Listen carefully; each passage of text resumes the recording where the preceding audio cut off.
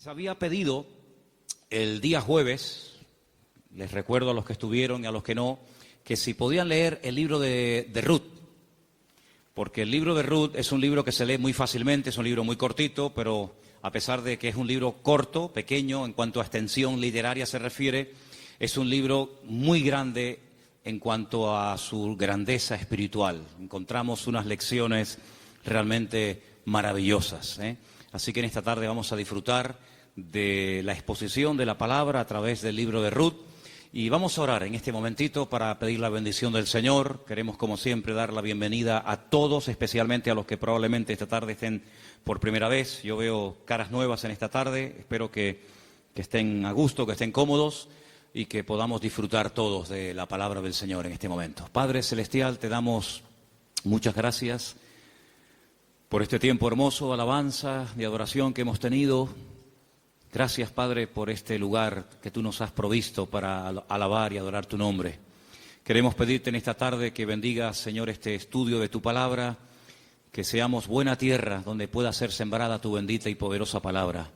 Quita todo obstáculo, todo impedimento, abre nuestra mente, nuestro corazón, nuestro oído espiritual, para que podamos aprender y descubrir las maravillas de tu palabra, Señor. Ponemos delante de ti, pedimos tu bendición, que todo cuanto aquí se haga y se diga sea para tu gloria y tu honra. Gracias también por los hermanos de diferentes naciones que en este momento a través de internet están en sus hogares, en sus países, también escuchando tu palabra. Bendícelos también a ellos y a todos y a cada uno de nosotros. Aquí estamos para aprender de ti. En el nombre de tu amado Hijo Jesús. Amén y amén. Vamos al libro de Ruth, por favor, rápidamente. Ya se han leído unos versículos en esta tarde. Para los que han leído el libro, saben perfectamente que es un libro que está a continuación de la historia de los jueces, lo cual no significa que ya la historia de los jueces pasó al pasado, a la historia, y comienza una etapa nueva, sino que la historia de la familia de Elimelech y su esposa, Noemí, y de sus hijos, se lleva a cabo durante el período de los jueces. La mayoría de los comentaristas dicen que pudo ser, por lo que a continuación les voy a leer, que lo que le ocurrió a Elimelech y a Noemí y a su familia fue probablemente durante el tiempo de Gedeón, el juez llamado Gedeón. Por una sencilla razón, porque dice en el libro de los jueces que durante el tiempo de Gedeón, el pueblo de Israel hizo lo malo ante los ojos del Señor. Y el Señor ya les había dicho muy claramente que una de las cosas que le podían ocurrir en el futuro, que de hecho ocurrió, es que vendría hambre a la tierra. Y curiosamente, si leemos la historia de todos y de cada uno de los jueces, que es una historia de casi 300 años, muy larga, encontramos que en el tiempo, en el periodo de Gedeón, fue cuando hubo hambre. Dice que eran los madianitas, que subían de su país, subían de la parte donde ellos estaban, y dice que subían justamente en el tiempo de la cosecha y arrasaban con todo. Dejaban al pueblo muerto de hambre, el pueblo entró en una crisis económica, la gente tuvo que ir al monte a esconder en cuevas, y es cuando ellos claman al Señor y el Señor levanta a Gedeón. Así que ya nos hemos situado, la historia que vamos a contar esta tarde se llevó a cabo probablemente durante el tiempo del juez llamado Gedeón. Los personajes principales que aparecen en el capítulo 1 ya los conocéis. Elimelech, que es el padre de la familia, cuyo nombre significa mi Dios es rey. Eli, mi Dios, Melech, rey. El nombre de su esposa es Noemí, significa dulce, significa placentera. Tenía 2 hijos. El mayor se llamaba, como dice aquí, versículo 2 de Ruth capítulo 1, Malón y Kelión. Malón significa débil, enfermizo. Probablemente era un joven, un niño que desde pequeñito fue muy enfermito y los padres lo vieron así muy flaquito, muy raquítico y le pusieron este nombre que espero que no se le ocurra ponerle a ninguno de ustedes a sus hijos. ¿Cómo se llama el niño? Enfermito. Debilucho. Y el otro no se queda atrás, el otro Kelión significa abatido o consumido. Dicho en términos modernos, el hecho polvo de la familia. ¿Qué familia? Bueno, ellos viven en una pequeña población llamada Bet-Lehem, cuyo nombre significa la casa del pan, en la provincia de Judea, el mismo pueblo donde tiempo más tarde nacería el rey David y donde mucho tiempo después nacería nada más y nada menos que el Mesías, el Señor Jesucristo. Ellos ven que el país está pasando por un momento terrible, diríamos hoy en día de paro, de crisis, de pobreza, de miseria, y deciden irse a vivir al extranjero, concretamente a Moab. ¿Qué país sería hoy en día Moab? Bueno, sería el territorio que ocupa Jordania, ¿vale? Hay muchos lugares desde Israel, estando uno viajando por la carretera de Israel, que lo que separa a Jordania de Israel es simplemente la frontera natural del río Jordán y la frontera natural del Mar Muerto. Si tú estás en Israel y ves perfectamente Jordania enfrente de ti. Bueno, pues a ese país llamado Moab, en aquel momento, es donde Elimelech dice, bueno, vámonos de aquí porque aquí nos vamos a morir de hambre, no hay trabajo, no, hay hambre, hay escasez, y se van a vivir a Moab. Los moabitas, como ustedes saben, es para situarnos un poquito, los moabitas eran descendientes de una de las hijas de Lot. Ustedes se acuerdan que cuando Sodoma y Gomorra fue destruida, las hijas de Lot pensaban que el único hombre que quedó vivo de toda la tierra era su padre. Y entonces ellas deciden emborrachar a su padre, mantienen relaciones con él, y de esa manera pues la raza humana no se extinguiría.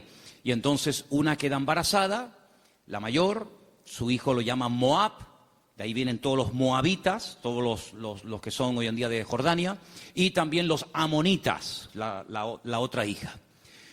Eran idólatras, el dios principal que se adoraba en Moab era Quemos, una idolatría terrible, y a ese lugar, simplemente porque hay trabajo, y simplemente porque hay comida, sin importarle el ambiente espiritual donde va a meter a su familia, allí se va Elimelech, el aventurero, y claro, con el paso del tiempo, lo que pareció o empezó muy bonito, termina en una auténtica tragedia.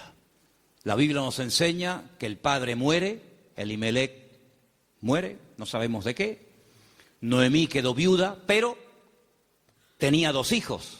Y los hijos eran los responsables de cuidar de sus padres cuando estos eran mayores o quedaban viudos. Pero con tan mala suerte, dirían algunos, que sus 2 hijos, da a entender el texto que murieron los 2 en el mismo tiempo, el mayor y el menor. Los judíos entienden que esto fue una especie de castigo o de consecuencia de haber depositado su confianza en los campos de Moab en vez de en el Dios vivo. Y es que yo creo que problemas vamos a tener siempre durante toda la vida. Ahí no está la cuestión. La pregunta es, ¿cómo vamos a reaccionar los creyentes cuando tengamos problemas? Porque cómo reacciona la gente del mundo, ya lo sabemos. Pero ¿cómo debe de reaccionar un hijo, una hija de Dios, una familia cristiana, creyente en el Señor, cuando vienen tiempos difíciles? De paro, de enfermedad, de muerte, de separaciones de los padres o problemas económicos. ¿Cómo vamos a reaccionar ante la adversidad? Bueno, no se le ocurrió otra cosa a Elimelech que decir, vámonos de aquí y nos vamos a Moab y empezamos de cero. Bueno, esos eran sus planes, pero dice la Biblia que a veces nuestros pensamientos no son los pensamientos de Dios. Y allí, de la noche a la mañana, hermanos, aquello que empezó tan bonito terminó siendo una auténtica tragedia. 3 viudas. Orfa, la que se casó con uno de los hijos de Elimelech y Noemí. Ruth, la otra que se casó con otro hijo. Y también Noemí. 3 mujeres solas ante el peligro. En aquella época no había pagas, ni había ayudas del gobierno, ni del Estado para mujeres viudas. Ya el Señor en su palabra, como vamos a ver en esta tarde, había organizado un sistema para ayudar a los más necesitados, a los colectivos más desfavorecidos, como eran las viudas, los huérfanos, también, como no, los extranjeros. Vamos a verlo dentro de un momento. Pero Noemí decide regresar. Ahora, si ustedes han leído detenidamente el libro, se van a dar cuenta que lo más probable es que las propiedades, sobre todo las tierras que eran en su día de Elimelech, él las tuvo que vender o hipotecar para poder marcharse con su familia al extranjero. Eso es algo que ha hecho muchísima gente que han venido de otras naciones. Tal vez en esta tarde hay alguien aquí entre nosotros que dice, pues eso es lo que yo he tenido que hacer. He tenido que hipotecar mi casa o pedir un préstamo a un banco o vender un terreno que yo tenía en Bolivia, en Argentina, en Ecuador, en Brasil o donde fuera para poder venir a España, a Europa y empezar una vida nueva. Evidentemente eso lo tuvieron que hacer ellas, porque después vamos a ver que efectivamente eso fue lo que pasó. Así que ya no tienen propiedades, ya no tiene marido, ya no tiene hijos y ahora no solamente está viuda, sino que ahora ya tiene unos cuantos años encima. Y el presente y el futuro es realmente terrible, terrible. Las dos nueras le dicen, no te preocupes, nosotras vamos a ir contigo, te vamos a apoyar, te vamos a sustentar. Pero hay un momento en el que Noemí se vuelve y les dice las siguientes palabras. Estamos en Ruth capítulo 1. Noemí le dice en el versículo 8 a sus dos nueras, andad, volveos cada uno a la casa de su madre.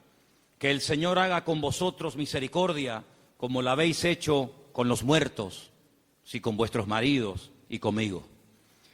Que el Señor os conceda hallar descanso, cada uno en la casa de su marido.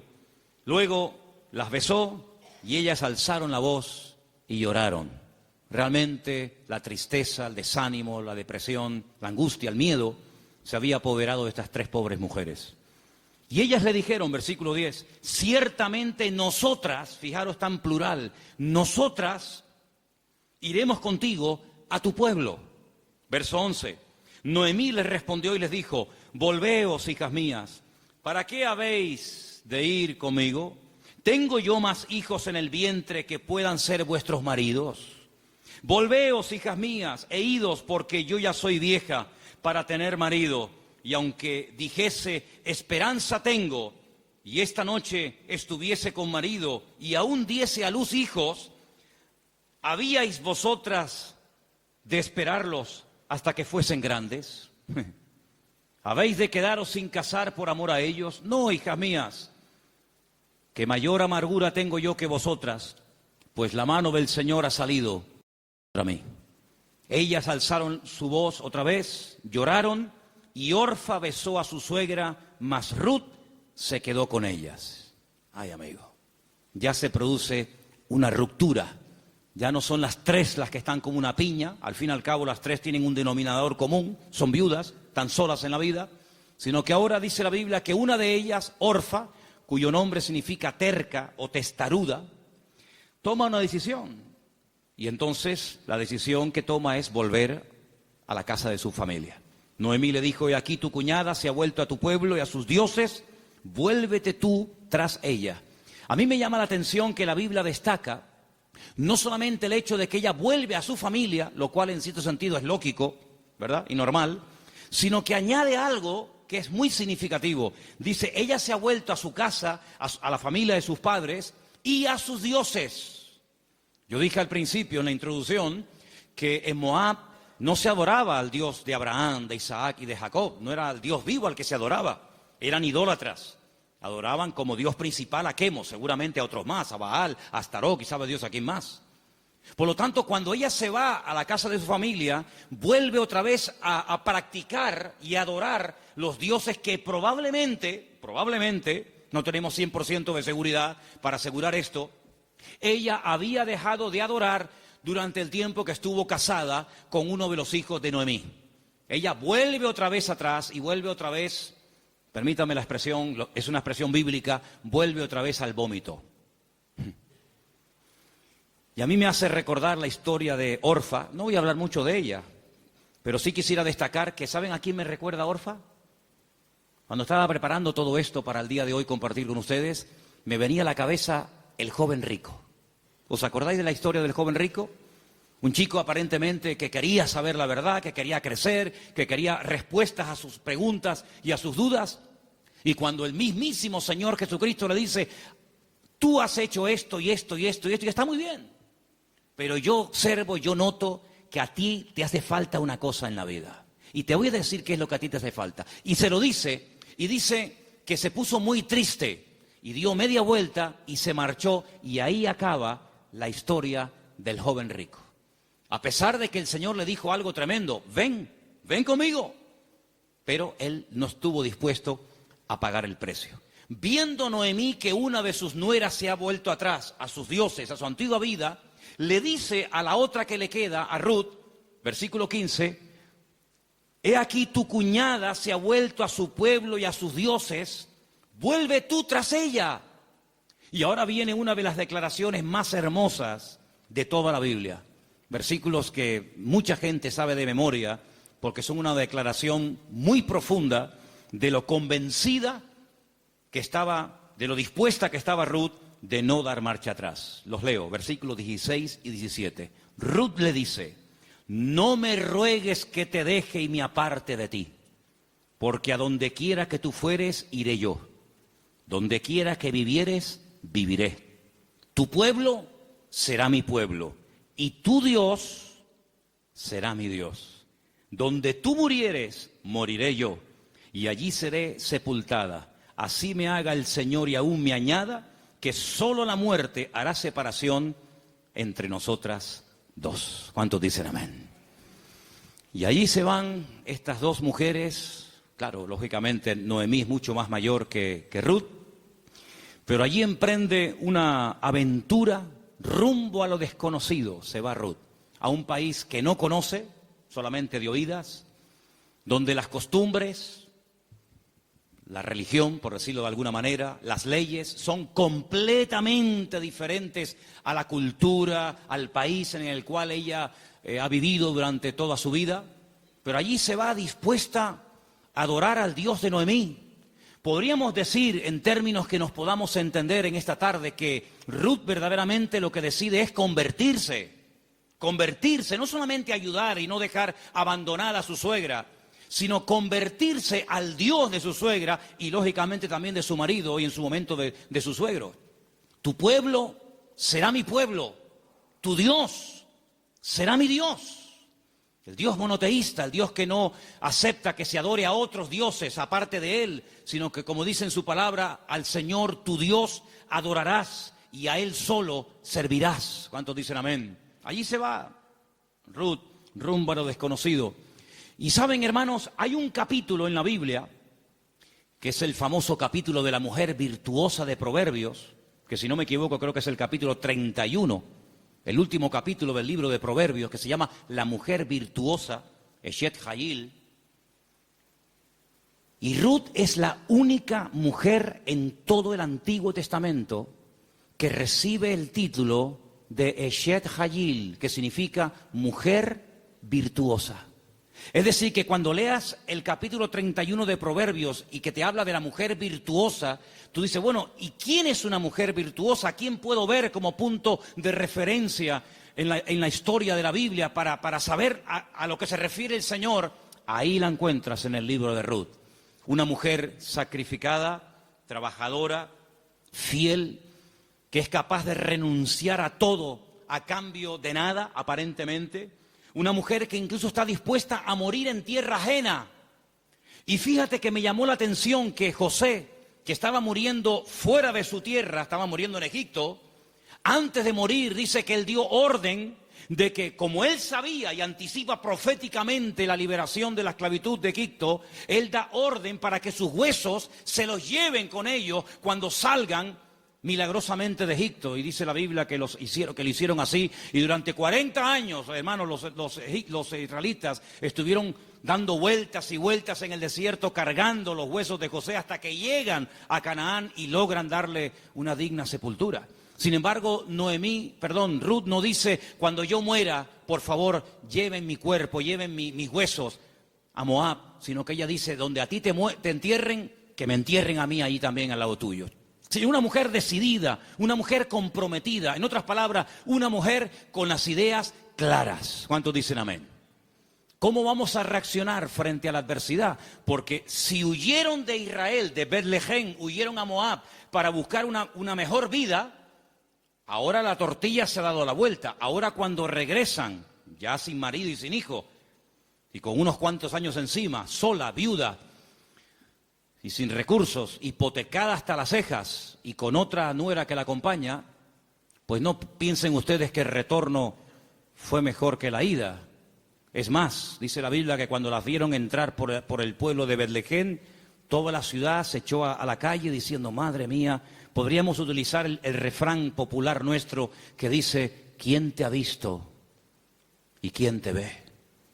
La mujer salió, o las mujeres salían al encuentro a saludarla y le decían, Noemí, Noemí, tantos años sin saber de ti, vienes sin marido, vienes sin hijo, vienes enferma, golpeada, herida por la vida. Y ella decía, no, por favor, no me llaméis nunca más, no me llaméis más Noemí, porque yo no tengo placer, no tengo contentamiento, ya no me alegra, ya no me llena nada en la vida. Por favor, llamadme Mará, Mará, que significa mujer amargada o afligida.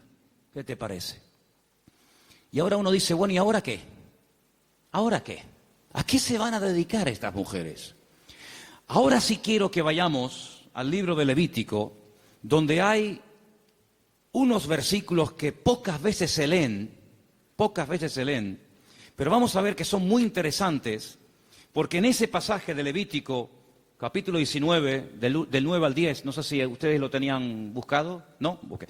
Capítulo 19 de Levítico, vamos a leer una ley que solamente existía en el pueblo de Israel en aquel tiempo. Y es una ley tan extraordinaria, tan increíble, que fue lo que ayudó en cierto sentido a restaurar la vida de Ruth y de Noemí en aquel nuevo país para ella. Levítico capítulo 19, versículos 9 y 10, el Señor dice en su palabra, cuando ciegues la mies de tu tierra, no cegarás hasta el último rincón de ella, ni espigarás tu tierra cegada. No rebuscarás tu viña, ni recogerás el fruto caído de tu viña. Para el pobre y para el extranjero lo dejarás, dice el Señor. ¿Qué es lo que hacía la gente? Cuando iba a coger la cosecha, arrasaban con todo. Y si se caía un racimo de uvas, o se caía una espiga de trigo, o de cebada, o de lo que fuera, daban marcha atrás y lo recogían. Y si alguien se metía en aquel campo después del tiempo de la siega, estaba pelado, no había nada. Sin embargo, el Señor dice, ustedes van a ser diferentes. Esto es una ley donde el Señor muestra su amor y su compasión por el pobre, por el huérfano, por la viuda, por el extranjero, por el que no tiene prácticamente ningún recurso para buscarse la vida, como el caso de Ruth y de Noemí. Ustedes cuando vayan a cegar, no sean avariciosos, no quieran acapararlo todo. Oye, si se cae una espiga, déjala. Si hay un rinconcito que no quieres, digamos, cosecharlo, meter la hoz, déjalo ahí en un rinconcito, para que cuando ustedes terminen, pues puedan entrar los que no tienen tierra, los que no tienen trabajo, las viudas, los extranjeros, los pobres, los huérfanos, y puedan de alguna manera conseguir algo para llevarse a la boca. Y eso es lo que utiliza Ruth. Como ella sabe, evidentemente por los labios y por la influencia buena de Noemí sobre ella, le dice, vete a espigar, vete hoy a buscar la vida. Noemí, ¿a dónde va a ir la pobre? Si la pobre ya está vieja, está enferma, está cansada, está desanimada, pero allí se va Ruth. Y si ustedes han leído el libro, dice que se va antes de la salida del sol y cuando llega la noche aún está espigando en el campo. Es increíble. Ella podía haber recogido menos, pero ella está recogiendo para ella y también para su suegra Noemí. Y hay un momento en el que la invitan a comer. El dueño del terreno, un tal Booz, del cual hablaremos ahora, dice, ¿esta mujer quién es? Dice, esta es la nuera de Noemí, lleva todo el día trabajando. Dice, denle de beber agua. Y cuando llega la hora del almuerzo, cuando llega la hora de la comida, la Biblia dice que la invitan a comer. Y ella dice que comió hasta saciarse, pero hay un momento en el que le sobra comida, y en vez de tirarla a la basura, como la mayoría de la gente hace cuando le sobra comida, dice que ella la guarda. Y cuando llega la noche a la casa de Noemí, dice que le enseña un efa. Un efa son 35 kilos. en este caso de cebada, y dice, mira, esto es lo que yo hoy he espigado, después lo he tenido que desgranar para hacer la harina, y no solamente eso, sino que te traigo la comida que me sobró al mediodía, te la traigo para que tú comas. Cuando le pregunta a la suegra, ¿en qué campo tú has estado hoy? ¿Dónde has trabajado? Y le dice, he trabajado en el campo de un tal Booz y me ha tratado muy bien. Le ha dado orden a sus criados, a los jornaleros, de que no se metan conmigo, de que no se rían de mí, de que me traten bien, de que no me hagan pasar vergüenza. Y le dice Noemí, pues si en ese lugar te ha ido bien, sigue ahí. Eso me llama mucho la atención. Dice, no cambies de campo. Si en un sitio te ha ido bien, ¿para qué ir a otro sitio? Ayer estábamos en el sur y hablando con un señor venezolano que ha montado un negocio, me dijo una frase que yo en mi vida había oído y nos gustó mucho y nos impactó. Y dijo, nunca vuelvas al lugar donde un día fuiste feliz. Porque si vuelves a un lugar hace años donde fuiste feliz, nunca más volverás a experimentar la felicidad que añoras. Oye, me impactó aquello. Y me vino a la cabeza el texto que dice, nunca digas que los tiempos pasados fueron mejor que el tiempo presente. Dice, porque no hablarás con sabiduría. Pero Noemí se da cuenta de que hay un hombre que se llama Booz y resulta que se da cuenta la viuda Noemí de que ese tal Booz, cuyo nombre significa mi fortaleza, resulta que es Goel. Ahora hablaremos de esta palabra que es una palabra de vital importancia en la Biblia. Aprendan de esa palabra. Viene del verbo Gaal. El verbo Gaal en hebreo significa libertar. Goel es la palabra que se traduce al castellano por la palabra redentor. Ahora vamos a ver lo importante que era la figura del Goel, porque en cierto sentido vamos a ver que Booz es un tipo de Cristo. Fíjense qué importancia tiene esto. Resulta que había una ley, que vamos a leerla, hemos leído la ley de la siembra, de dejar trozos para los pobres, para las viudas, pero en Deuteronomio capítulo 25 hay una ley muy interesante que yo no sé, si la tuviéramos que poner en práctica nosotros hoy en día, si estaríamos dispuestos a cumplir con esto. Yo no sé, pero es muy interesante, no sé si alguna vez la has escuchado. Dice así, Deuteronomio capítulo 25, del versículo 5 en adelante. Dice así la palabra, escucha. Cuando hermanos, varones, habitaren juntos y muriere uno de ellos, como el caso de Malón y Kelión, que eran hermanos que vivían juntos, si muere uno de ellos y no tuviere hijos, la mujer del muerto no se casará con hombre extraño. Su cuñado se llegará a ella y la tomará por mujer y hará con ella parentesco. Y el primogénito que ella diere a luz sucederá en el nombre de su hermano muerto, para que el nombre de éste no sea borrado de Israel. ¿Entendéis, no? Si el hombre no quisiere tomar a su cuñada, irá entonces su cuñada a la puerta, a los ancianos, y dirá, mi cuñado no quiere suscitar nombre en Israel a su hermano, y no quiere emparentar conmigo.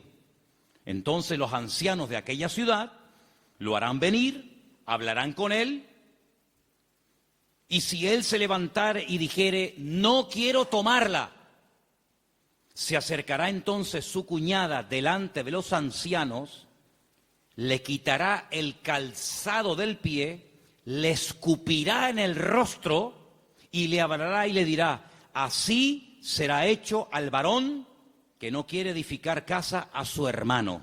Y se le dará este nombre en Israel, la casa del descalzado. Qué ley tan extraña, ¿no? Dos hermanos y uno de ellos muere sin haber tenido hijos, y para que no se olvide o para que no se quede su nombre borrado en la historia, el hermano vivo, que es el Goel, el Redentor, tenía que casarse con la viuda, y el primer hijo que naciera de esa relación es como si fuera hijo del hermano difunto, para que de esa manera se perpetuara su nombre y para que de esa manera las herencias y las tierras no se diluyeran en el espacio y en el tiempo. Y esto es lo que le ocurre a Ruth. Ruth resulta que se casó con un judío, con un hombre de Belén de Judea, pero ella no tuvo hijos con él. Su hermano, es decir, su cuñado, también murió. Por lo tanto, no hay posibilidad de redimirla. Pero cuando llegan a Israel, la familia de Elimelech, la familia de su marido, pues siguen viviendo allí. Y hay un pariente cercano al cual Booz le dice: oye, a ti te corresponde el derecho de casarte con Ruth. A ti te corresponde el derecho de pagar todas las deudas de Ruth. A ti te corresponde recuperar el patrimonio y las tierras que en su tiempo tuvieron que venderse para que esta familia tuviera que irse al extranjero. Es decir, te haces cargo de la tierra, te haces cargo de las deudas y te haces cargo de la viuda. Y este dice: de eso nada. De eso nada.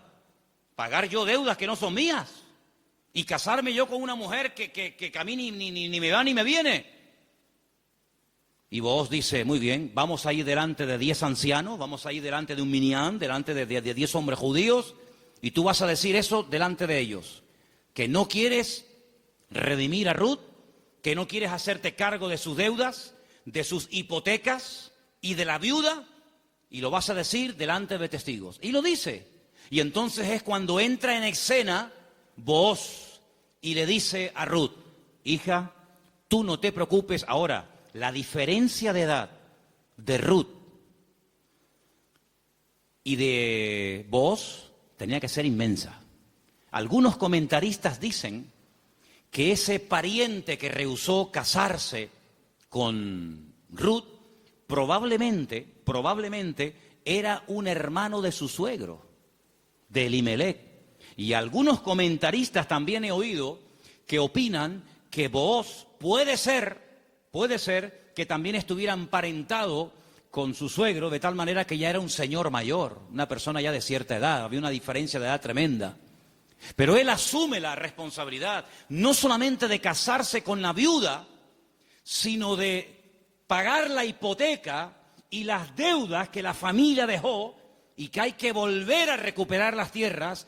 Lógicamente todo eso costaba dinero. Solamente había 2 posibilidades de que en Israel una persona que se desprendiera de patrimonio pudiera volver a recuperarlo. Solamente había 2 formas. Una, que llegara el año de jubileo. ¿El año de jubileo qué era? Era una celebración, una fiesta que se llevaba a cabo cada 50 años. A los 50 años las deudas quedaban anuladas. De ahí viene una parte del famoso Padre Nuestro. Padre Nuestro, perdona nuestras deudas como nosotros también perdonamos a nuestros deudores. Está inspirado un poco en el año de jubileo. Los que eran esclavos se les daba la libertad. Si alguno no quisiera, había todo un proceso para poder volver a retenerlo. Y si alguien había tenido que vender por cuestiones económicas, por necesidad, una propiedad, un terreno, cuando llegaba el año de jubileo, repito, cada 50 años, bueno, todo volvía otra vez a sus dueños originales. ¿Para qué esta ley? Para recordarle al pueblo de Israel que la usura, el querer cada vez tener más y más y más y más y más, a cambio de las desgracias ajenas, eso no se podía dar en el pueblo de Israel. Cada 50 años se empezaba de cero. Nadie le debe nada a nadie. Los ricos no iban a ser cada vez más ricos y los pobres cada vez iban a ser más pobres. De esa manera era una ley justa, una ley donde se le daba oportunidad al que se había endeudado y jamás iba a poder pagar las deudas. Fíjate qué terrible la ley de los desahucios en España. 600.000 familias, 600.000 familias, multiplica por 3 o 4 miembros cada familia, estamos hablando ya de millones de personas, tuvieron que dejar la casa que no podían pagar. Los padres en algunos trancarle la nómina y un alto porcentaje se lo quitaron. Es decir, un sistema faraónico donde te ofrecían todo los bancos a cambio de nada, y te llamaban y te ofrecían todo llamándote a tu casa, y una vez que te tienen en su territorio, te aprieta el nudo, amigo, y de aquí no sales nunca. El sistema del faraón en los tiempos modernos. En vez de faraón, llámalo como quieras. Sin embargo, Dios en su palabra jamás iba a permitir que su pueblo cada vez fuera de mal en peor, endeudándose de tal manera que al final era imposible hacer frente a semejantes deudas. Y una cosa también muy importante, aunque no es el tema a tratar, entre hermanos no se podían dar préstamos con intereses. Ustedes saben que hay personas que están pagando muchos años y todavía la deuda no se ha pagado. Lo que están pagando es simplemente parte de los intereses, porque son tan elevados que por una regla de 3, cuanto más pagas, más debes. ¿Cómo se come eso, hermano? Así que la única forma de recuperar una tierra que se había vendido era llegar al año de jubileo. Pero ¿quién le aseguraba al que había vendido una propiedad, ponte que tuviera 40 o 50 años, que iba a durar otros 50 años para recuperar la tierra? Era prácticamente imposible, impensable, pero luego había otra forma. Era otra forma, pero claro, ahí había que tener mucho amor y mucha compasión. Y era decir, no es mi deuda, entre comillas, no es mi problema, pero yo voy a redimirte, yo voy a ser tu Goel, yo voy a asumir cuánto debes. Pues mira, tuve que vender la casa, tuve que hipotecarla, tuve que vender el terreno, tuve que hipotecar los animales. En algunos casos tuve que vender a mis hijos como esclavos a trabajar a jornal durante un tiempo. Yo me hago cargo de todas tus deudas y encima me caso contigo, levantamos descendencia y empezamos una vida nueva. ¿Cuántos dicen amén? Bueno, hermano, eso fue lo que hizo el Señor Jesucristo por todos y cada uno de nosotros, ¿sí o no? Cuando vinimos al Señor, la inmensa mayoría de los que estamos aquí y muchos de nosotros, ¿cómo vinimos al Señor? ¿En nuestro mejor momento? Yo pienso que la mayoría de los que nos hemos convertido al Señor, cuando vinimos a los pies de Cristo, vinimos en nuestro peor momento. Algunos desanimados, otros enfermos, otros enganchados, otros esclavos de no sé qué, de no sé cuánto. Pero el Señor Jesucristo dijo, a ver, ustedes tienen una deuda tremenda. Y una deuda no con un banco, no con una financiera. Ustedes tienen una deuda conmigo. Y es una deuda que no se puede pagar con trabajo, ni con dinero, ni con lágrimas, ni con sudor. Es una deuda que solamente se puede pagar con sangre. Pero no cualquier sangre, sino con la sangre preciosa de Jesucristo. Y vuestra miseria, vuestra hipoteca, vuestra crisis material y espiritual, yo me hago cargo de ella. Y yo os compro a precio de sangre. Y por eso podemos leer en Primera de Pedro unos versículos tremendos, donde basados en la ley del Goel, el que redimía al que estaba destruido, Pedro dice, tenéis que saber, hermanos queridos, Primera de Pedro 1:18, que habéis sido rescatados. Eso fue lo que hizo Booz por Ruth, rescatarla, redimirla. Vosotros fuisteis rescatados de vuestra vana manera de vivir, la cual recibisteis de vuestros padres, no con cosas corruptibles como oro o con plata, sino con la sangre preciosa de Cristo, como de un cordero sin mancha y sin contaminación, ya destinado desde antes de la fundación del mundo. Cristo, antes de que existiera Adán y Eva, antes de que existiera el jardín del Edén, Él sabía que un día iba a venir a este mundo a morir en la cruz por los pecadores. Desde antes de que el mundo existiera, ya Él sabía que su destino iba a ser ese. Desde antes de la fundación del mundo, pero manifestado en los postreros tiempos por amor de vosotros. Y mediante Él, ¿cuál creéis en Dios? Quien le resucitó de los muertos y le ha dado gloria, para que vuestra fe y esperanza sean en Dios. ¿Cuántos dicen amén?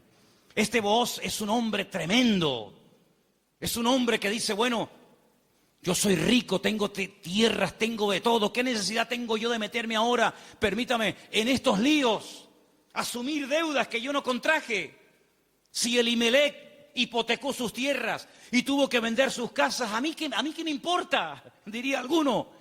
Y si tuvo que irse al extranjero a buscarse la vida, y si allí murió él y sus hijos, y ahora hay una serie de mujeres que están las pobrecitas sin nada en la vida, ¿yo qué tengo que ver con todo esto?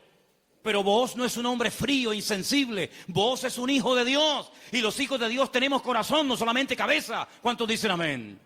Hay que tener corazón. Hermanos, en las vestiduras del sumo sacerdote, que las tenéis ahí si queréis ver cómo eran. El sumo sacerdote llevaba en su pecho los nombres de las familias de Israel, las tribus de Israel, Judá, Benjamín, Zabulón. Y el sumo sacerdote decía, pero si yo no soy de la tribu de Judá, ¿yo para qué tengo que llevar el nombre de una familia que no es la mía? ¿Por qué tengo yo que llevar en mi pecho el nombre de la tribu de Zabulón? Si yo soy levita. Pero es que el Señor le enseñó al pueblo de Israel a través del sumo sacerdote que para servir a Dios y para creer en el Señor y hacer su voluntad, uno tiene que tener corazón. ¿Cuántos dicen amén? Hay tanta insensibilidad, hermano, incluso en el pueblo de Dios. Sí, dicen que España es un país muy solidario, el país de más donaciones de órganos del mundo. Sí, está muy bonito. Pero hermanos, el mundo no nos tiene que dar ejemplos a nosotros, ni lecciones de solidaridad y de amor, sino que somos nosotros los que deberíamos ser la gente más solidaria y los que más apoyamos al necesitado del mundo, porque para eso el Señor nos ha puesto en esta tierra. Y Booz dijo, no, yo no me voy a limpiar las manos como tú que te has limpiado las manos, porque los que habéis leído el libro, os habéis dado cuenta que cuando al pariente cercano le dicen, oye, que hay unas tierras que son preciosas, están abandonadas, porque Elimelech se tuvo que ir al extranjero, pero son unas tierras hermosas. Este dijo, uy, estas son para mí, porque ahora junto las mías con las de Elimelech, y cuando yo me muera, mis hijos tendrán más herencia. Y tiene unos campos, y tiene unos olivares, y tiene, pero Booz le dice, pero espérate un momento. No solamente hay que recuperar tierras y propiedades, sino que aquí hay algo muy importante, y es que aquí hay una vida. Aquí no solamente hablamos de cosas, aquí hablamos de seres humanos.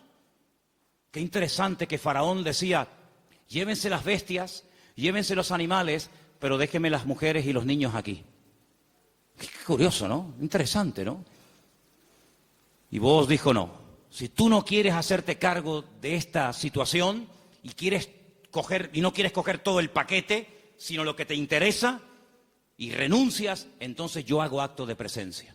Y ahí entra Booz en escena, y dice la Biblia que se casan, y desde el momento en el que Ruth entra en contacto con Booz, su vida cambió radicalmente. Pero yo pregunto, ¿y este hombre tan bueno, tan solidario, con un corazón de oro, que sin comérselo ni bebérselo, se encuentra de la noche a la mañana teniendo que asumir una responsabilidad tremenda de atender a una viuda, con lo que eso conlleva, de atender también a una suegra que no era la suya, pero que viene en el paquete también incluida, de tierras, de hipoteca? Este pedazo de hombre, ¿de dónde salió? Algunas hermanas solteras que están orando para tener un compañero, un varón en la vida, dice, pero Señor, súpleme un Booz. ¿Dónde están esos hombres?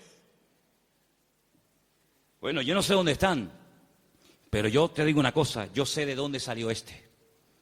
¿Sabes de quién es hijo Booz? ¿Tú te acuerdas cuando un día el general Josué le dice a dos de sus soldados, vamos a entrar a Canaán, cosa que Moisés no logró hacer? A nosotros nos corresponde ahora entrar y tomar posesión de la tierra. Pero antes de entrar, vamos a hacer algo. Voy a mandar a 2 espías, no exploradores como los que mandó Moisés, que fueron unos inútiles, sino 2 espías. 2 hombres que entren secretamente y cuando vengan nos digan qué estrategia tenemos que emplear para atacar este pedazo de ciudad con doble muro, cerrada, imposible de conquistar. Y ahí se van estos 2 hombres. Y van y se quedan en una casa de prostitución. Y algunos dirán, ¿y cómo 2 hombres del pueblo de Israel se van a semejante lugar? Bueno, no es que fueron a pecar, sino que era el lugar donde 2 extranjeros pasarían desapercibidos perfectamente, porque por allí entraban y salían muchos. Y allí contactaron con la dueña de aquel negocio, por llamarlo de alguna manera, y la dueña una noche en una habitación les dice, yo sé quiénes son ustedes, yo sé de qué país sois, yo sé que vosotros sois israelitas, y yo he oído lo que vuestro Dios ha hecho por vosotros. Yo he oído que ustedes salieron de un país llamado Egipto y cuando llegaron a la frontera natural del Mar Rojo que no podían avanzar y el faraón venía detrás, ustedes clamaron al Señor y el Señor les abrió el Mar Rojo y ustedes pasaron por en medio de él. Y cuando el faraón intentó meterse, el Señor cerró las aguas y murieron los ejércitos del faraón. Y ustedes entraron por el desierto y hemos oído lo que el Señor ha hecho por vosotros y por eso la ciudad está muerta de miedo y ha desfallecido nuestro corazón. Yo suplico, yo ruego por amor de vuestro Dios que cuando entréis y toméis posesión de la tierra, porque sabemos, y dice así, sabemos que Jericó va a ser tomada y conquistada por vosotros, que tengáis misericordia de mí y de mi familia. Y estos hombres se quedan sorprendidos porque esta mujer está contando las noticias de hace 40 años. ¿Tú te acuerdas de lo que leíste en el periódico hace 40 años? Bueno, algunos dirán, pero si yo no tengo más que 25. ¿Pero alguien se acuerda aquí de lo que leyó en un periódico hace 40 años? Ella lo tenía fresco en su mente. Vienen a por nosotros, nuestros días están contados. Esta tierra no nos pertenece. Vienen los hijos de Dios, viene el Dios de Abraham, de Isaac y de Jacob. Tengo que tomar medidas preventivas, tengo que salvar mi vida y la de mi familia. Y los espías le dicen, vamos a hacer algo. Si tú no te chivas, si tú no dices que hemos estado aquí, si tú no vas ahora con el cuento al capitán de la guardia o al rey de Jericó, sino que tú mantienes el secreto. Y el día que nosotros entremos en la ciudad, tú estás dentro de la casa con toda la familia que quiere ser salva, nosotros te protegeremos a ti y a toda tu familia. Y como va a ser esto algo tremendo, porque aquí va a haber una conmoción, un terremoto, esto va a ser un cataclismo terrible, y una ciudad tan enorme, para saber diferenciarla de tantas casas, coge este trapo de color rojo, lo amarras ahí por fuera de la ventana. Yo le diré a los soldados cuando entren a tomar posesión de Jericó, que donde hay un trapo rojo colgado ahí en la ventana, ahí no entren, que esa es la casa de Rahab, la ramera. Y dice la Biblia que ella vivía entre un trozo del muro y el otro, entre muro y muro. Toda la ciudad cayó, no cayeron los muros de Jericó, hermano, ¿sí o no? Cayeron los muros de Jericó, pero la casa de Rahab no cayó, pero no estaba en el muro.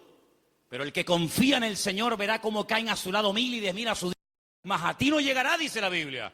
Toda la ciudad cayó, hermano, como añicos. Pero la casa de Rahab se quedó ahí. Y ella se va a vivir con su familia al pueblo de Israel. Y se casa, dice la tradición, con uno de aquellos espías que se llamaba Salmón. No es que se casó con un pescado. Se casó con un señor que se llamaba Salmón. Y queda embarazada. Y cuando da luz, nace nada más y nada menos que un hijo que le pusieron Booz. Ay, amigo, así que Booz era el hijo de Rahab, la de Jericó. Sí, amigo. ¿Qué te parece? ¿Cómo una persona puede cambiar la vida cuando pone su mirada y su confianza en las manos del Señor? De ser una mujer como era en Jericó, a lo que llegó a ser cuando lees el árbol genealógico, los antepasados de Cristo, en Mateo capítulo 1, te encuentras que en el árbol genealógico de nuestro Señor Jesucristo aparece nada más y nada menos que Rahab, aquella mujer salvada milagrosamente de la destrucción de la ciudad de Jericó.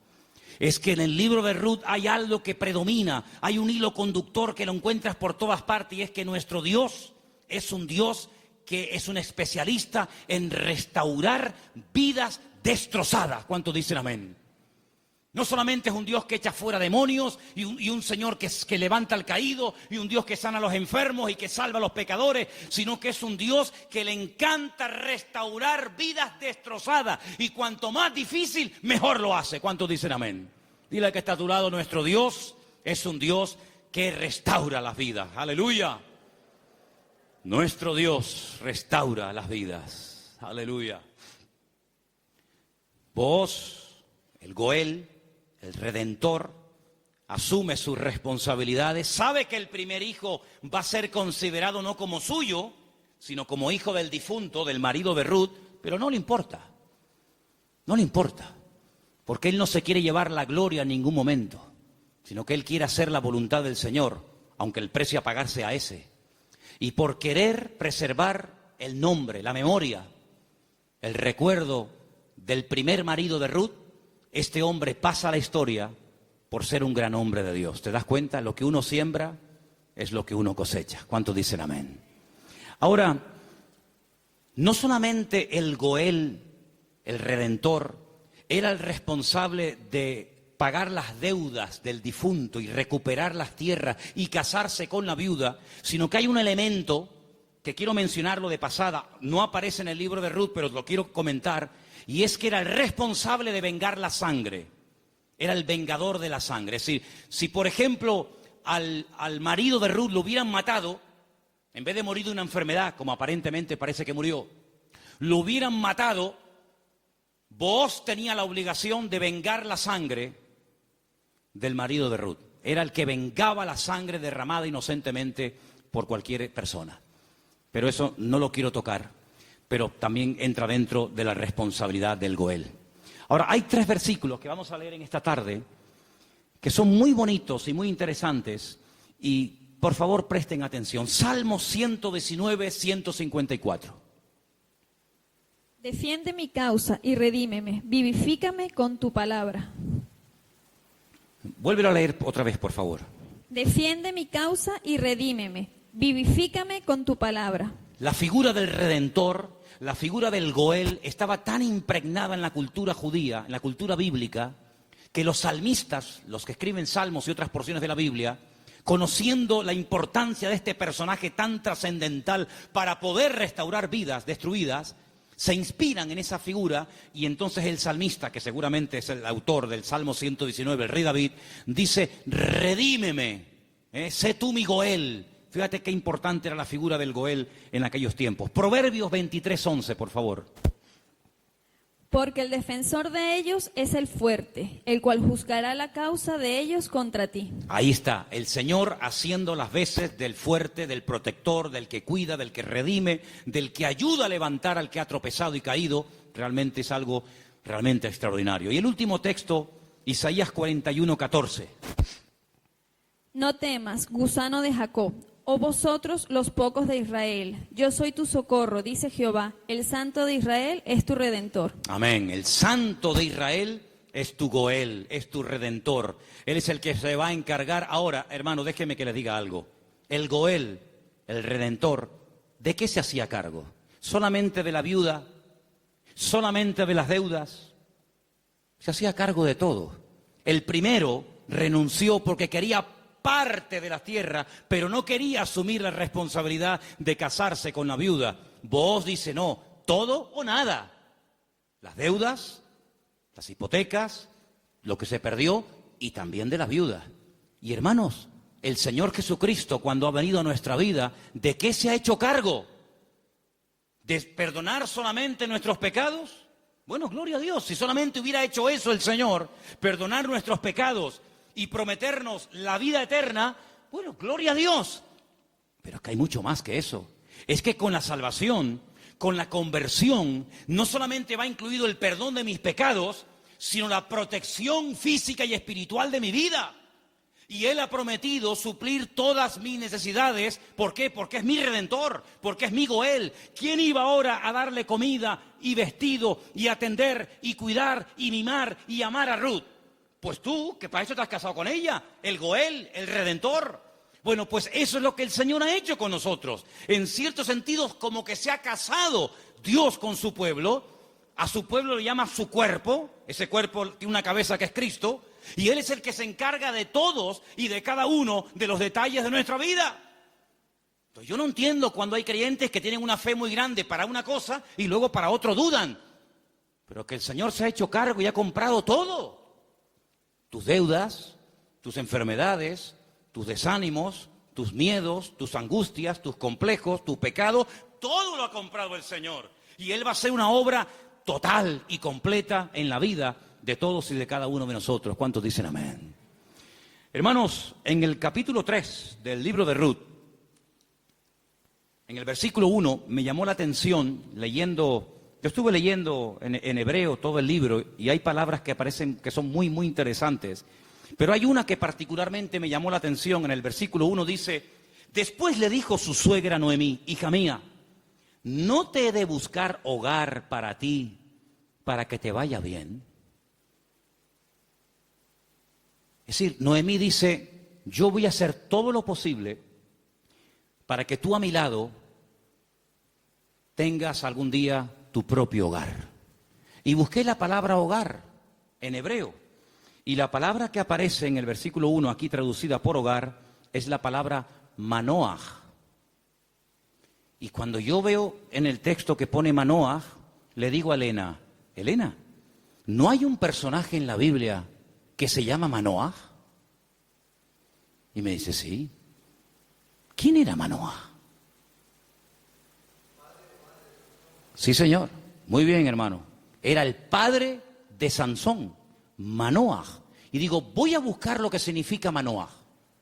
Y resulta de que me encuentro que la palabra hogar, Manoaj, se puede traducir por descanso, tranquilidad, reposo, quietud y otros tantos sinónimos.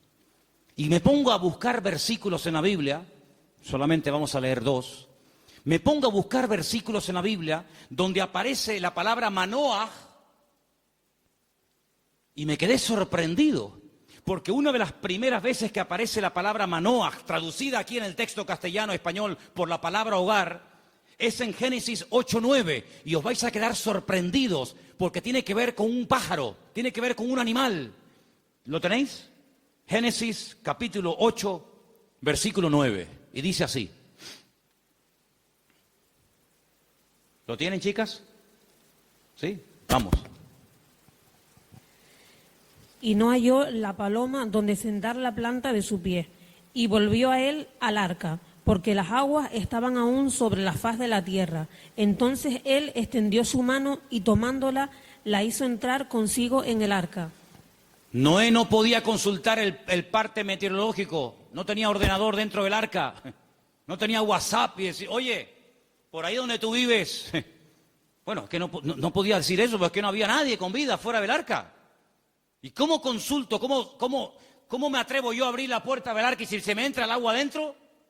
Llevaba un año dentro de aquel barco. ¿Salgo o no salgo? Es que antes de salir hay que tomar medidas preventivas. No te tires a la piscina si no hay agua. No, hermano, eso es fe. No, eso es locura. Eso no es fe. Usted va a la piscina y está vacía. Pero dice: hermano, el justo por la fe vivirá. Y yo le diría: descanse en paz, hermano. ¡Pum! Ahí se quedó el hermano. Uy, le falló la fe. No, le falló la cabeza. Eso no es fe. Eso es un disparate. La fe no es locura. La fe es certeza, es convicción. No es disparate, ni locura, ni emoción, ni sentimiento. Es seguridad de que lo que voy a hacer, mi Dios me ha dicho que lo haga. Ahora, una cosa es que el Señor me diga: tírate a la piscina, pero no hay agua. Si tú me lo dices, yo me tiro. Pero si tú no me lo dices, yo no me tiro ni loco. ¿Cuántos dicen amén? Muy bien. Noé dice: la única forma de comprobar es mandando una paloma. Y dice que abrió la ventana, la única ventana que había en el arca, suelta la paloma, y dice que la paloma no halló lugar donde reposar. Claro, estaba todo anegado en agua, todavía no había bajado el nivel de las aguas, y ahí aparece la palabra Manoaj. No había reposo, no había un lugar donde poder decir: bueno, aquí me quedo, y aquí crío mis polluelos, y aquí me hago mi palomar, y no sé qué, no sé cuánto. No había. ¿Por qué? Porque las circunstancias todavía no estaban preparadas para salir del arca. Y otro versículo muy conocido, que ustedes se lo saben de memoria, donde aparece la palabra Manoaj, es en el Salmo 23, versículo 2. Veamos si queréis el 1 y el 2. Salmo 23, 1 y 2. Que se lo saben de memoria, ¿sí o no? Que dice...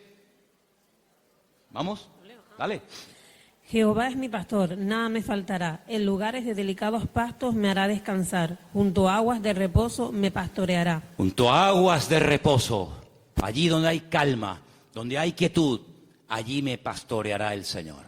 Una de las características del Señor es que lo que hace el Señor trae al corazón reposo, tranquilidad, paz. ¿Cuántos dicen amén? Donde hay paz está el Señor. Donde no hay paz, dudo mucho de que el Señor esté. El apóstol Pablo le decía a los corintios: lo que yo les he enseñado es para poner orden en la iglesia, porque esto me lo dijo el Señor que compartiera. Porque en nuestras iglesias lo que caracteriza a nuestras congregaciones es el orden.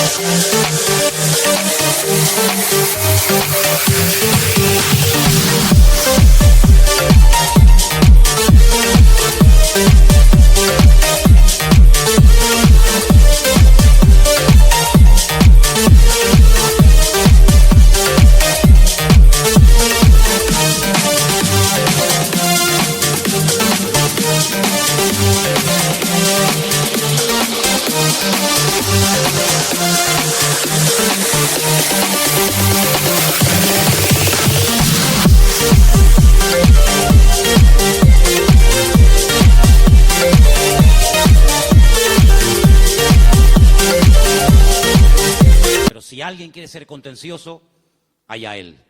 Por lo tanto, hermanos, lo que Noemí le está diciendo a su nuera, Ruth, es que el anhelo de su corazón es que Ruth logre tener algún día un reposo, que logre tener un sitio de tranquilidad donde sea feliz. Y por eso se traduce por la palabra hogar. Y yo pregunto una cosa: ¿y tu hogar cómo está esta noche? ¿Tu hogar es un lugar de reposo? ¿Tu hogar es un lugar de calma y de quietud y de paz? Porque si no lo es, la culpa no la tiene Pedro Sánchez, que dimitió ayer. ¿O también se la vamos a echar a él? La culpa no es de la izquierda ni de la derecha. Cuando no hay shalom bay, como dicen los judíos, cuando no hay paz en el hogar, ¿quién tiene la culpa? La cabeza. Así que la responsabilidad principal del hombre en el hogar es traer paz al hogar. Y si no la hay, ya sabes lo que tienes que hacer. Entra en tu aposento y tu Padre que te ve en lo secreto te recompensará en público. Si no tienes recompensa en público, es porque hace mucho tiempo que no estás en lo secreto, en lo escondido con Dios. ¿Cómo reaccionamos ante la adversidad? Es el título del mensaje de hoy. ¿Cómo reaccionamos cuando algo va mal? Siempre tenemos la tendencia de echarle la culpa a algo o a alguien. Si no es el pastor, es la mujer del pastor. Si no es la derecha, es la izquierda. Si no es el frío, es el calor. Si no es el que se fue, es el que se quedó. Siempre buscamos un chivo expiatorio al que echarle la culpa. Noemí, hay un momento cuando ella regresa del extranjero que le dice a la población de Betlehem: no me llaméis Noemí, porque la mano del Señor se ha vuelto contra mí. La mano del Señor no está contra ninguno de sus hijos. Simplemente que hay un trato, hay circunstancias, hay situaciones en la vida por las cuales tendremos que pasar, nos guste o no. Pero no tenemos que tener ningún temor, porque lo que permita el Señor en nuestra vida, todo absolutamente está bajo la mano y el control de nuestro Dios. ¿Cuántos dicen amén? Y eso fue lo que consiguió Ruth. Un hogar de paz, de quietud y de calma. Y quiero terminar leyendo unos versículos del libro de Ruth, capítulo 4, versículo 11, que fue la bendición que pronunciaron, la bendición que le dieron a los que se casaban ese día, a Ruth y a Booz. Capítulo 4, versículo 11. Dijeron los que estaban allí congregados, los testigos, todos los que estaban en el pueblo, del pueblo a la puerta con los ancianos, dijeron: testigos somos. El Señor haga a la mujer que entra en tu casa como a Raquel y como a Lea, las cuales edificaron casa de Israel, y tú seas ilustre en Efrata y seas de renombre en Belén, y sea tu casa como la casa de Fares, el que Tamar dio a luz a Judá, por la descendencia que de esta joven te dé el Señor. Y Booz tomó a Ruth, y ella fue su mujer y se llegó a ella y el Señor le dio que concibiese y diese a luz un hijo. Y hermanos, los últimos versículos del libro de Ruth dicen así, el verso 21, Salmón, el papá de Booz, es decir, el suegro de Ruth, engendró a Booz. Booz engendró a Obed, que significa servidor, el que sirve al Señor. Qué bonito, ¿eh? Obed engendró a Isaí, e Isaí engendró a David. Luego, si no me equivoco, Ruth fue bisabuela, ¿sí?, del rey David.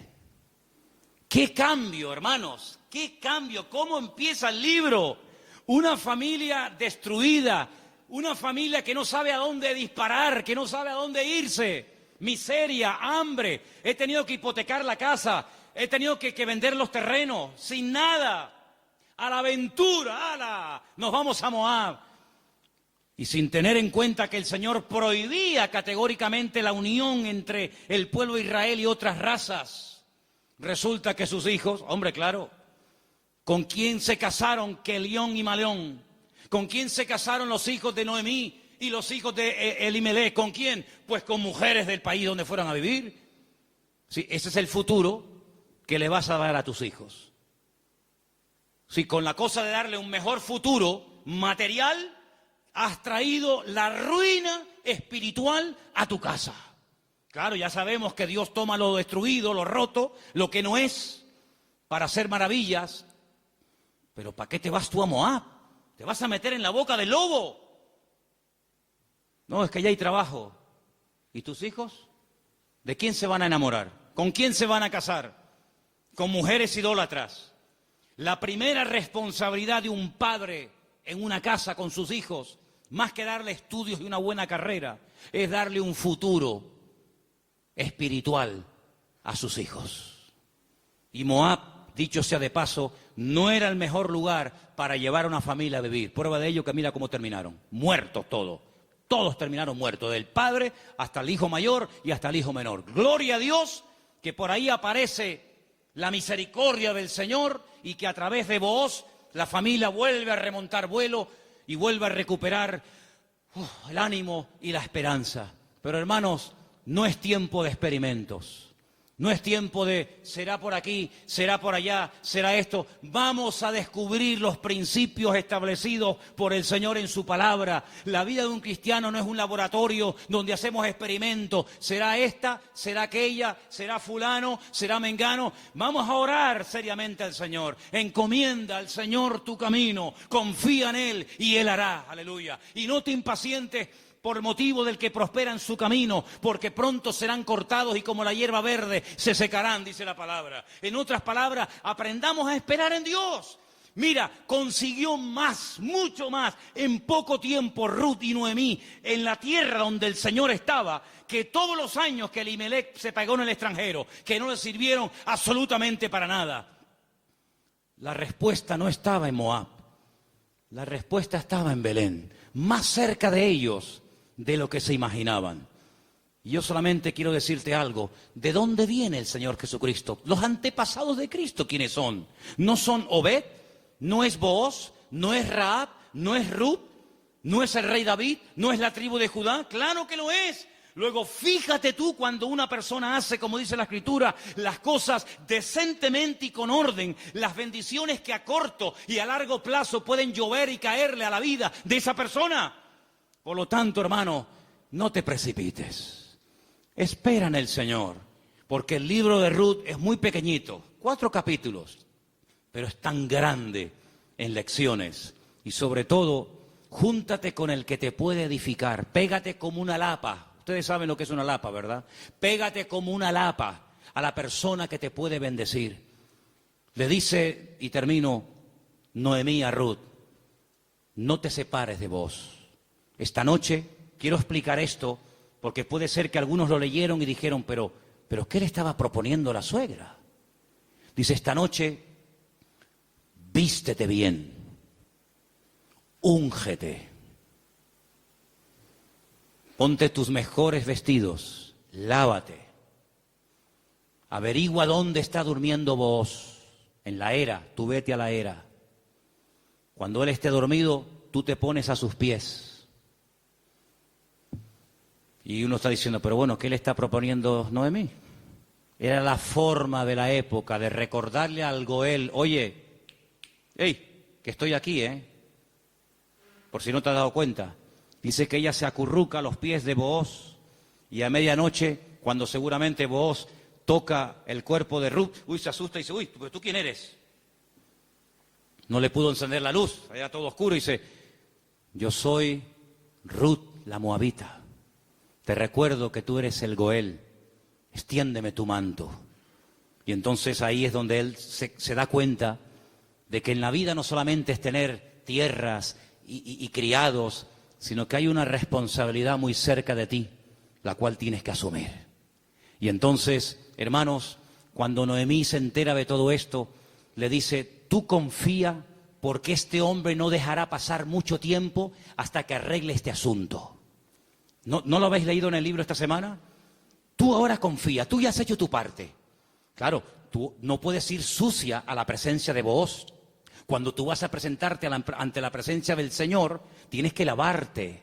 Lo que hacía el sumo sacerdote, lavarse afuera en el lavacro, las manos, los pies, el cuerpo, para luego entrar a la presencia del Señor. Tú haces exactamente lo mismo que hacía el sacerdote, pero tú lávate. ¿Por qué? Porque si tú vas oliendo mal y quieres conquistar y quieres llamar la atención a Booz, sí, se la vas a llamar, pero se la vas a llamar mal. Vas a decir, oye Ruth, ¿no te podrías lavar un poquito, por favor?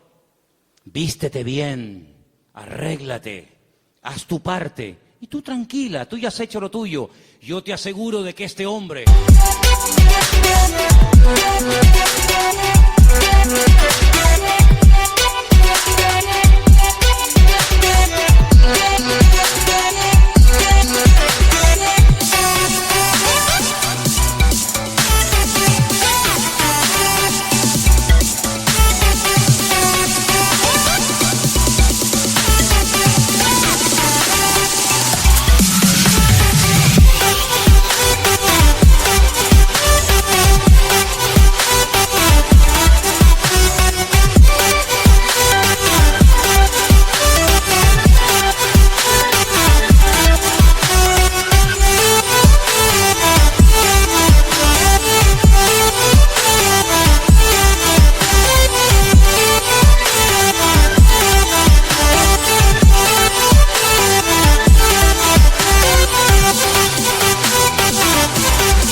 No dejará pasar mucho tiempo hasta que este tema sea solucionado. Hermanos, si esa era la confianza que tenía Noemí en Booz, al ser un hombre de Dios, que al percatarse, al estar informado de una situación que solamente él podía solucionar, ¿cuánto más nuestro Padre Celestial nos dará las cosas que nosotros pedimos y pedimos con fe? Si sabemos esperar en Él, no dejará pasar mucho tiempo el Señor hasta decir, yo asumo mis responsabilidades. Y mi responsabilidad es ser tu pastor, proveer tus necesidades, cuidarte y protegerte todos los días de tu vida. Si Booz se encargó de Ruth, ¿cómo no se va a encargar nuestro Goel, nuestro Redentor, nuestro Rey de Reyes y Señor de Señores, de tus hijos, de tu esposa, de tu trabajo, de tu salud, de tu familia, cuando Él es el Señor Todopoderoso que todo lo sabe, todo lo conoce y ni siquiera hemos abierto la boca y ya el Señor sabe lo que mi vida necesita? Por lo tanto, ese fuerte aplauso a nuestro Goel,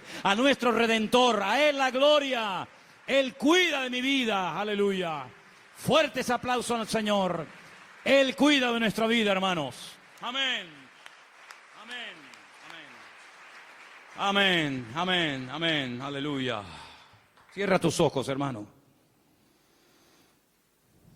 La paloma volvió por la tarde, después de dar vueltas y vueltas y vueltas y no encontrar un lugar donde poder posarse y descansar.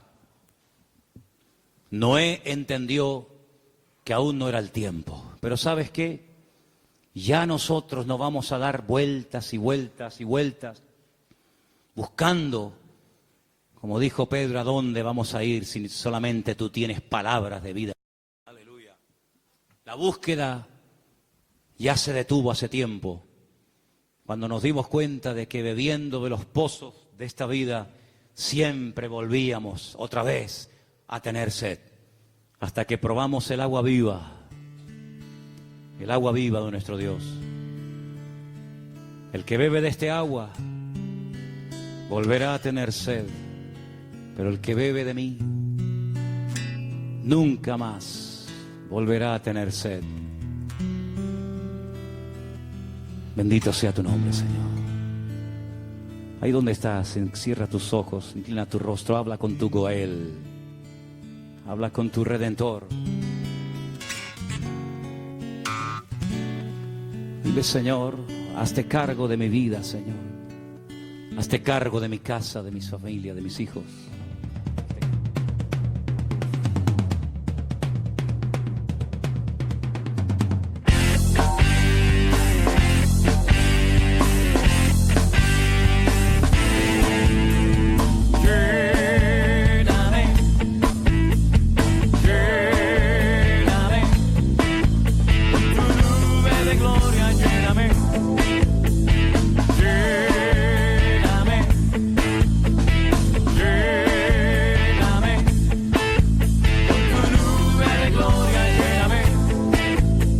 Lleno quiero estar